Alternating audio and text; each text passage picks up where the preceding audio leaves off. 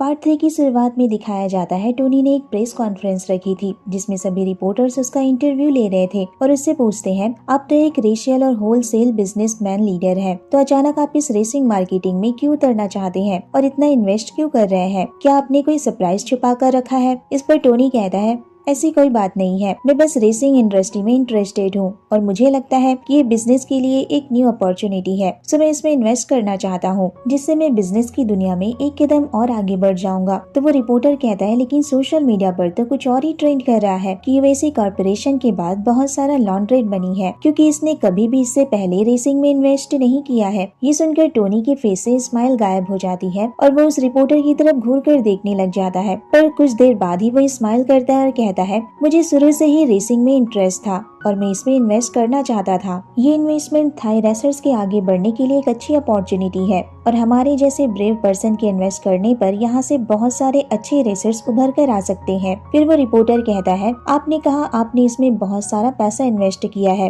तो क्या आप हमें अपने अमाउंट के बारे में भी कुछ बता सकते हैं? टोनी कहता है मैंने इनिशियली उतना पैसा तो नहीं लगाया है, बस 100 मिलियन ही है और हो सकता है कि इस इन्वेस्टमेंट से रिसर्च के लिए नए मौके क्रिएट हो जाए और ये भी हो सकता है कि जो पुराना चैंपियन है वो नए पर्सन में बदल जाए। नेक्स्ट सीन में देखते हैं वे एलेनर बेब के पास आता है और कहता है एक सीरियस प्रॉब्लम हो गई है, मैंने अभी अभी देखा कि अंडरग्राउंड गैम्बलिंग डैन ने सारे नंबर्स एडजस्ट कर दिए हैं जिसमें हमारी और रेड रेसिंग की टीम सेम नंबर पर है। ये सुनकर एलन कहता है ये बात उतनी इम्पोर्टेंट नहीं है, जिसके लिए मैं अभी ज्यादा वरीड हूँ वो है। फिर वो बेब से पूछता है बेब क्या तुम सच में ठीक हो? बेब कहता है हाँ मैं बिल्कुल ठीक हूँ, आप मुझे लेकर इतने परेशान क्यों है? एनीवे मैं उन्हें रेस में बिल्कुल भी नहीं छोड़ूंगा, मैं इस रेस को जीत कर रहूंगा। एलन उससे कहता है मैं इसलिए परेशान नहीं हूँ कि तुम जीतोगे या हारोगे, मैं परेशान हूँ कि तभी वे कहता है हम टोनी को लेकर परेशान है बेब, वो तुम्हारे डैड है और ये बात तुम भी जानते हो कि वो इस इंडस्ट्री में सिर्फ इन्वेस्टमेंट करने के इरादे से तो नहीं आए हैं, वो तुम्हारे पास आने के इरादे से आए हैं और शायद वो तुम्हें अपनी कंपनी में वापस ले जाना चाहते हैं। इस पर एलन बेब से कहता है जब से तुम अपना घर छोड़कर यहाँ आए हो क्या तुमने उनसे कांटेक्ट किया है? तो बेब इसका कोई जवाब नहीं देता है और हमें एक फ्लैशबैक दिखाया जाता है जिसमें बेब टोनी से कहता है आपने मेरी फैमिली के साथ जो किया वो मैं जानता हूँ। ऐसा कहने के बाद वो उसे स्लैप करने जा रहा था पर अचानक कैंटा उसे पकड़ लेता है और टोनी उसे जोर का थप्पड़ लगाता है और उससे कहता है तुम्हें वही करना होगा जो मैं चाहता हूँ और अगर तुम मना करोगे तो मैं तुम्हारा स्कॉलरशिप कैंसिल कर दूंगा और तुम्हारे इनकम के सारे सोर्स भी बंद कर दिए जाएंगे। तो बेब कहता है आपको क्या लगता है आपके ऐसा करने से मैं आपकी इस बेकार सी कंपनी में काम करने के लिए तैयार हो जाऊंगा? इस पर टोनी को और ज्यादा गुस्सा आता है और वो उसे दोबारा जोड़कर थप्पड़ लगाता है और यहाँ पर ये फ्लैशबैक खत्म हो जाता है। बेब कहता है उन्हें मैं क्यों कांटेक्ट करूं, मैं तो उनके लिए सिर्फ अडॉप्टेड बच्चों में से एक हूँ जो उनकी लाइफ में कोई इम्पोर्टेंस नहीं रखता है। मोरओवर अगर वो इस इंडस्ट्री में इंटर करना चाहते हैं तो ये और अच्छी बात है क्योंकि मैं उन्हें दिखा दूंगा कि वो मुझे कंट्रोल नहीं कर सकते। तो एलन इससे कहता है मुझे तुम पर भरोसा है बेब, जो तुम कह रहे हो तुम वही करोगे। इसके बाद बेब उसकी शोल्डर पर हाथ रखते हुए कहता है बेब मैं जानता हूँ तुम बहुत टैलेंटेड हो, लेकिन अगर तुम्हें कोई प्रॉब्लम हो तो तुम कभी भी मुझे बता सकते हो। बेब कहता है हाँ। तभी वहाँ पे एक एम्प्लॉय आता है और एलन से कहता है हमारे कुछ मैकेनिक्स ने आज सवेरे ही रिजाइन कर दिया है, लगता है रेड रेसिंग टीम ने उन्हें पहले ही खरीद लिया था। वो एम्प्लॉय इतना बताकर वहाँ से चला जाता है। एलन फिर बेब से कहता है लगता है तुम्हारे फॉरेस्ट फादर टोनी बहुत ज्यादा ही बड़ी गेम खेल रहे हैं, वो सिर्फ दूसरे टीम के रेसर्स को ही नहीं बल्कि also टेक्निकल टीम को भी स्ट्रॉन्ग कर रहे हैं। ये सुनकर बेब को और ज्यादा गुस्सा आने लग जाता है और एलन कहता है हमें जल्दी से जल्दी इन मैकेनिक्स के बदले नए मैकेनिक्स ढूंढने होंगे, नहीं तो हम बर्बाद हो जाएंगे। अगली सुबह बेब को दिखाया जाता है जो कॉफी पी रहा था। तभी वहाँ पर चार्ली आता है और उससे कहता है आप आज इतनी जल्दी कैसे उठ गए? तो बेब कहता है मैं कुछ सोच रहा था, जाओ तुम जल्दी से तैयार हो जाओ, हम गैरेज चलते हैं। तो चार्ली कहता है आज मैं आपके साथ वहाँ नहीं जा सकता, मुझे कुछ काम है। बेब कहता है पर तुमने लास्ट नाइट कहा था कि तुम फ्री हो। चार्ली कहता है मैं भूल गया था, आज एक क्लाइंट के साथ मेरी बिजनेस मीटिंग है, मैं जल्दी से वापस आ जाऊँ। ये सुनकर बेब उसकी तरफ देखता है और स्माइल करता है और कहता है ऐसा फेस मत बनाओ, तुम कब जाओगे कब वापस आओगे ये तुम जानो, और तुम वापस आते हो या नहीं मुझे इससे कोई फर्क नहीं पड़ता है क्योंकि ये मेरा बिजनेस नहीं है। इस पर चार्ली स्माइल करता है और कहता है सच में, लेकिन मुझे तो लगा था कि आप मुझे मिस करोगे। तो बेब मुंह बनाने लगता है और कहता है ठीक है तुम टाइम पर वापस आ जाना, नहीं तो मैं सो जाऊंगा। चार्ली कहता है ठीक है सर, जैसा आप चाहें, मैं अब चलता हूँ। तभी उसे किसी का मैसेज रिसीव होता है और वो मैसेज देखने के बाद बेब की तरफ देखता है और कुछ सोचने लगता है, जैसे उसे किसी बात का अफसोस हो रहा हो। चार्ली फिर वहाँ से चला जाता है और बेब अभी भी कुछ सोच ही रहा था। आगे दिखाया जाता है चार्ली एक रेस्टोरेंट में आता है जहाँ एक लड़का उसका वेट कर रहा था। चार्ली उस लड़के से कहता है वो आगे बढ़ रहे हैं, हमें अपने प्लान पर काम करना ही होगा और एक्शन लेना होगा। फिर टोनी को दिखाया जाता है जिसे कैंटा बताता है कि रेड रेसिंग टीम के साथ पार्टनरशिप करने के बाद उनकी शेयर की प्राइस 15% से ज्यादा बढ़ गई है। ये सुनकर टोनी बहुत खुश हो जाता है और कैंटा से कहता है क्या तुमने वो शेयर्स बेच दिए हैं? कैंटा कहता है मैंने ऑलरेडी शेयर्स बेच दिए हैं और उसका पैसा चेन फाउंडेशन को ट्रांसफर कर दिया है जैसा कि आपने कहा था। कैंटा फिर उसे बताता है कि रेड रेसिंग टीम के ऑनर आपसे मिलना चाहते हैं, जैसा कि हमारा प्लान है। हमें टीम के लिए ज्यादा से ज्यादा स्ट्रॉन्ग रेसेस को लेना है। टोनी कहता है पर मैंने तो इस बारे में उनसे पहले ही बात कर ली है। कैंटा कहता है पर वो इंटरनेशनल रेसर्स को भी यहाँ लाना चाहते हैं और अपने ओपिनियन आपके सामने रखना चाहते हैं। उन्होंने कुछ रेसर्स की प्रोफाइल भी मुझे सेंड किए हैं और वो प्रोफाइल वो टोनी को दिखाता है। टोनी उन रेसर्स की प्रोफाइल में से एक प्रोफाइल को सिलेक्ट करता है जिसका नाम था मिसू किम। टोनी उसे देखकर कहता है ये बहुत इंटरेस्टिंग पर्सन लगता है, इसे फाइनल करो। केंटा कहता है ठीक है और वहाँ से चला जाता है। आगे बेब को देखते हैं जो स्मॉल रेसेस कार के साथ खेल रहा था और चार्ली का वेट कर रहा था। चार्ली फिर घर वापस आता है तो देखता है बेब उसका अभी भी वेट कर रहा है। बेब उसे देखकर कहता है तुम आज पूरे दिन घर से बाहर थे, शायद मुझे तुम्हें कॉल करके वापस बुला लेना चाहिए था। तो चार्ली समझ जाता है कि वो थोड़ा नाराज है। मैं तो 4 घंटे से भी कम समय के लिए बाहर गया था और बाहर ट्रैफिक बहुत ज्यादा था, इसलिए मुझे यहाँ पहुँचने में थोड़ी देरी हो गई। ये सुनकर बेब कहता है लगता है मुझे एक न्यू रूल बनाना चाहिए, जब एम्प्लॉयर कंप्लेन करे तो एम्प्लॉय उसे 50,000 रुपए देगा। ये सुनकर चार्ली स्माइल करने लगता है। बेब कहता है वैसे आज तुम्हारी मीटिंग कैसी रही? तुम्हारे वो 100 ड्रॉप बिके या फिर उनमें से सिर्फ एक को ही पिक किया गया? चार्ली कहता है कुछ ऐसा ही हुआ था। इस पर बेब उससे कहता है तुम्हें मेरा बॉय बने हुए सिर्फ कुछ ही दिन हुए हैं और तुमने अपना रंग दिखाना शुरू कर दिया है। मुझे लगता है मुझे अपना एग्रीमेंट तुम्हारे साथ कैंसिल कर देना चाहिए। ये सुनकर चार्ली शॉक रह जाता है और बेब की तरफ देखने लगता है। फिर अचानक उसे हक कर लेता है तो बेब उससे कहता है तुम्हें क्या हुआ? तो चार्ली कहता है मजाक करना बंद कीजिए। बेब कहता है मैं मजाक नहीं कर रहा हूँ। तो चार्ली उसे और कस के पकड़ लेता है और उसे माफी मांगने लग जाता है। बेब कहता है तुम एडिटिंग के 40,000 रुपए कमाते हो और मेरी कार की प्राइस 4 मिलियन से भी ज्यादा है, तुम्हें इसके बारे में सोचना चाहिए, अब छोड़ो मुझे। तो चार्ली उसके साथ फ्लर्ट करने लग जाता है और कहता है आप ऑलरेडी मेनोफेजल हो रहे हैं और आपके हार्मोन्स भी स्विंग कर रहे हैं, लगता है हमें बेड पर चलना चाहिए। ये सुनकर बेब थोड़ा शाय फील करता है और गुस्से में कहता है चार्ली मैं उठने के बाद तुम्हें मारूंगा, छोड़ो मुझे। पर चार्ली उसे जाने नहीं दे रहा था और बेब उठने की कोशिश कर रहा था और इसी कोशिश में वो गिर जाता है और चार्ली उसके ऊपर आ जाता है। बेब उससे कहता है मेरे ऊपर से हटो। तो चार्ली कहता है क्या आप सच में चाहते हैं कि मैं आपको छोड़ दूं? अब इस पर बेब कुछ नहीं कह पाता और सिर्फ उसी की तरफ देखता रह जाता है। फिर नेक्स्ट सीन में डीन एलन से कहता है क्या आपको कोई नया रिपेयरमैन मिला है, क्योंकि उसके बिना तो हमारी टीम आगे नहीं बढ़ पाएगी और कार के इंजन को ट्यूनिंग कौन करेगा जब हम रेस पर होंगे? आपको इसके लिए कुछ करना चाहिए। तो एलन कहता है मैंने ऑलरेडी इसके लिए एडवर्टाइजमेंट दे दी है, तुम लोग थोड़ा पेशेंस रखो। तो वे उससे कहता है आपके एडवर्टाइजिंग पर तो रेड रेसिंग टीम इंसल्टिंग भरे कमेंट कर रही है, मुझे नहीं लगता कि इसके लिए कोई अप्लाई करेगा। तभी वहाँ पर एक लड़का आता है जिसका नाम जेफ था। एलन कहता है क्या तुम किसी और जॉब के लिए अप्लाई करने आए हो? तो जेफ उससे कहता है नहीं, मैं आपके इस पोस्ट के लिए अप्लाई करना चाहता हूँ और अपना फाइल उसे दिखाता है। एलन उसकी फाइल देखकर कहता है तुम एक टेक्निकल स्टूडेंट हो, लेकिन तुमने अपना ग्रेजुएशन अब तक कंप्लीट नहीं किया है, तुम सिर्फ 20 ईयर के हो। जेफ कहता है मैंने अब तक ग्रेजुएशन कंप्लीट नहीं की है, पर मैं यहाँ काम कर सकता हूँ और अपने टाइम को मैनेज भी कर सकता हूँ। एलन कहता है पर हमें हमारे गैरेज के लिए एक एक्सपीरियंस रिपेयरमैन चाहिए जो यहाँ ज्यादा से ज्यादा टाइम स्पेंड कर सके और हमारे रेसर्स के साथ रहे,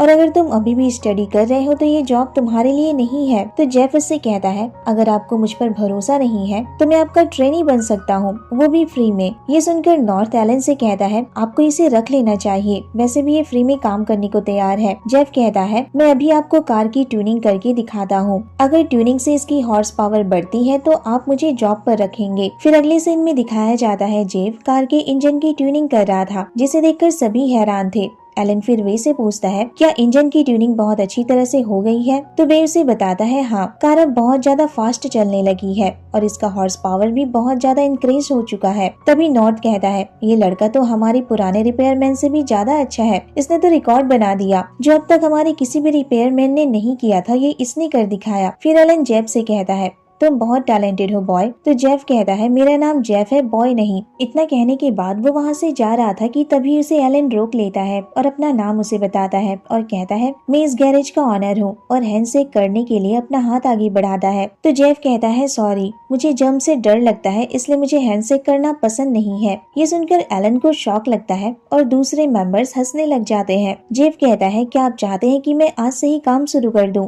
एलन कहता है ठीक है, जैसा तुम चाहो। वैसे भी तुमने हमें प्रूव कर दिया है कि हमारे पास एक अच्छे रिपेयरमैन की कमी थी। जेफ कहता है मैंने आपसे कहा था कि मैं आपका ट्रेनी बनकर रहूंगा, लेकिन अगर मुझे और ज्यादा काम करना पड़ा तो मैं फीस लूंगा। एलन कहता है इसकी कोई जरूरत नहीं है, तुम बहुत टैलेंटेड हो और स्किलफुल हो, और मैं तुम्हें यहाँ फ्री में काम करने भी नहीं दूंगा। फिर उसे एग्रीमेंट के बारे में बताता है जिसके अकॉर्डिंग वो किसी और दूसरे गैरेज में काम नहीं कर सकता था जब तक कि वो एक्सेंटर की गैरेज में काम करेगा। तभी वहाँ बेब और चार्ली भी आते हैं। एलन बेब से कहता है देखो हमें एक न्यू रिपेयरमैन मिल गया है। फिर वो जेफ के बारे में उसे बताता है, पर चार्ली जेफ को देखकर शॉक रह जाता है और कुछ सोचने लग जाता है। फिर हमें एक फ्लैशबैक दिखाया जाता है जिसमें चार्ली रेस्टोरेंट में जिस लड़के से मिलने गया था वो कोई और नहीं जेफ था। जेफ उससे कह रहा था तुम्हें परेशान होने की जरूरत नहीं है, मेरे पास एक आइडिया है। यहाँ पर वो फ्लैशबैक खत्म हो जाता है। एलन बेब से कहता है मेरी तरफ ऐसे मत देखो, वे ने इसे पहले ही पास कर दिया है। तो वे उसे बताता है कि एलन ने बहुत पहले रिपेयरमैन की एडवर्टाइजमेंट डाली थी और ये वही एडवर्टाइजमेंट देखकर आया है, और अब हमें हमारा एक अच्छा टैलेंटेड रिपेयरमैन मिल चुका है। बेब उससे कहता है तुम बहुत यंग लगते हो। इस पर एलन कहता है ये उतना भी यंग नहीं है बेब,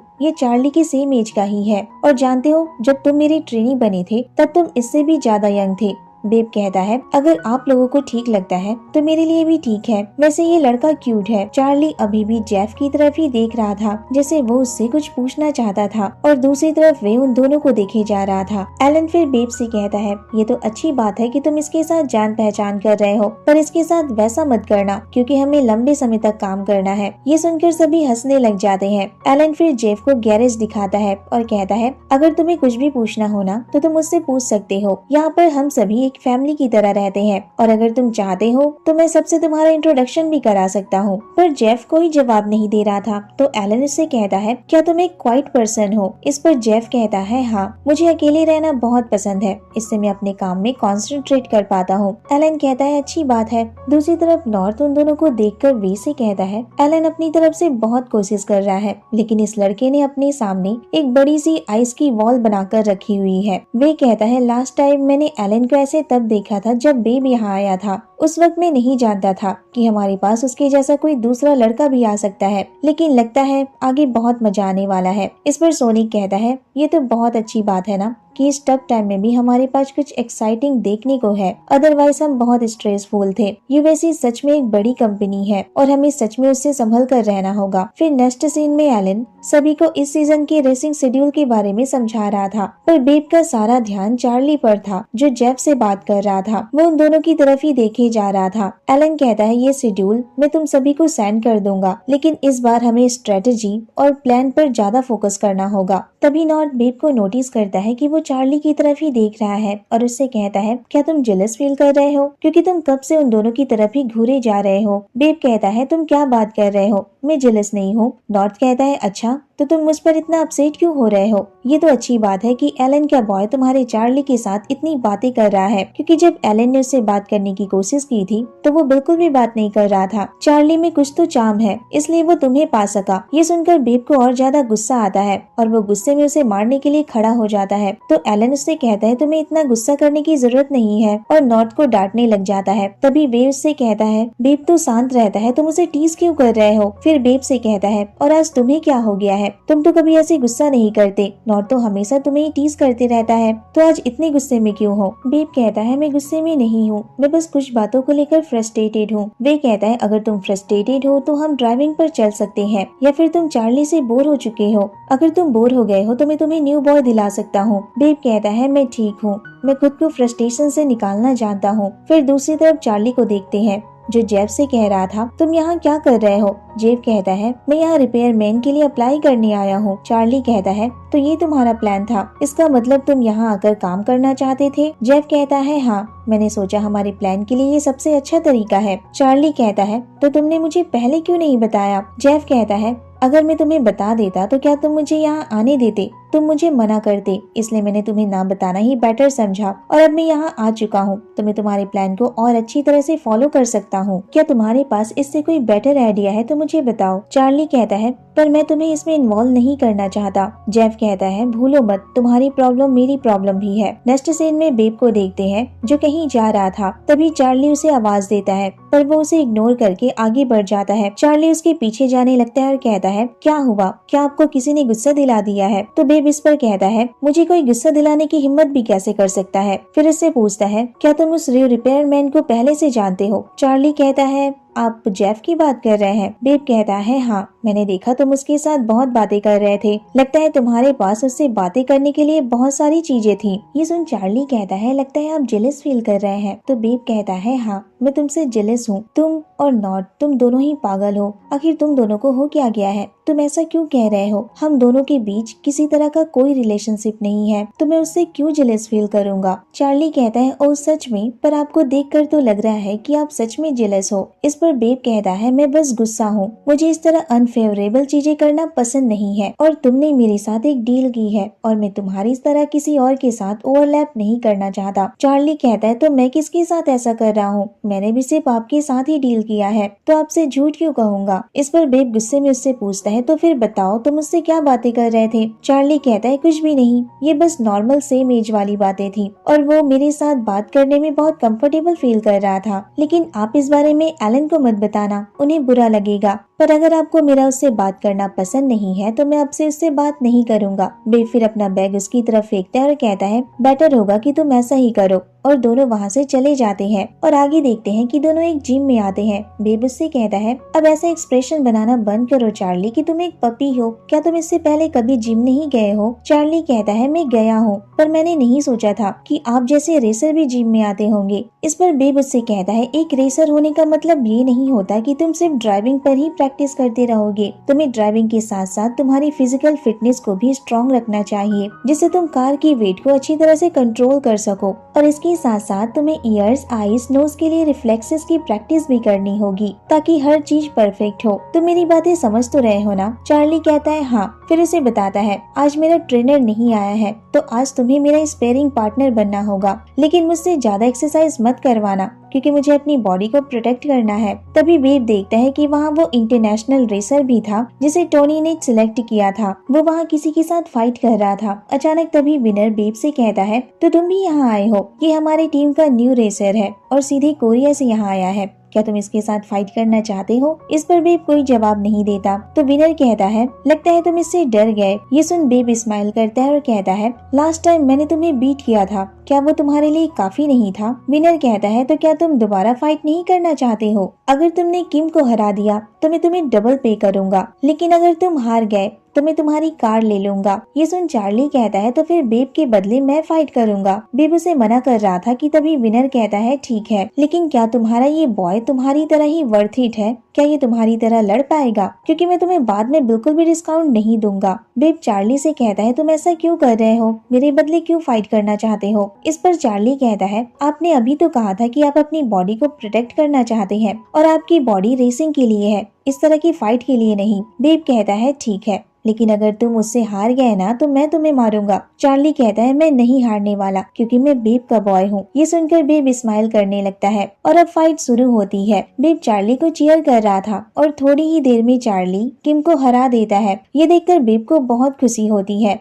दूसरी तरफ विनर वहाँ से जा रहा था तो बेब उससे कहता है लगता है तुम कुछ भूल रहे हो, तो विनर उसे अपना क्रेडिट कार्ड दे देता है। बेब फिर चार्ली के साथ हैंडशेक करता है और उससे कहता है चार्ली तुम सच में बहुत टैलेंटेड हो और उसे हक कर लेता है और यहीं पर ये पार्ट 3 खत्म हो जाता है। तो कैसा लगा आपको आज का एक्सप्लेनेशन, मुझे कमेंट में जरूर बताना। आई होप कि आपको पसंद आया हो और अगर पसंद आया है तो प्लीज वीडियो को लाइक, शेयर और मेरे चैनल को सब्सक्राइब करना मत भूलना। और हाँ गाइस, मैं अल्फा वाले वीडियो पर भी काम कर रही हूँ, तो वो जल्दी रिलीज हो जाएगा। और मैंने देखा है कि आप लोग वीडियो तो देखते हो पर सब्सक्राइब नहीं कर रहे हो। सब्सक्राइब करो गाइस, ताकि हमारी 20K की फैमिली जल्दी से जल्दी कंप्लीट हो जाए और मैं सरप्राइजिंग वीडियो को जल्दी से जल्दी अपलोड करूँ। Okay, so thanks for watching the video. Bye bye, take care.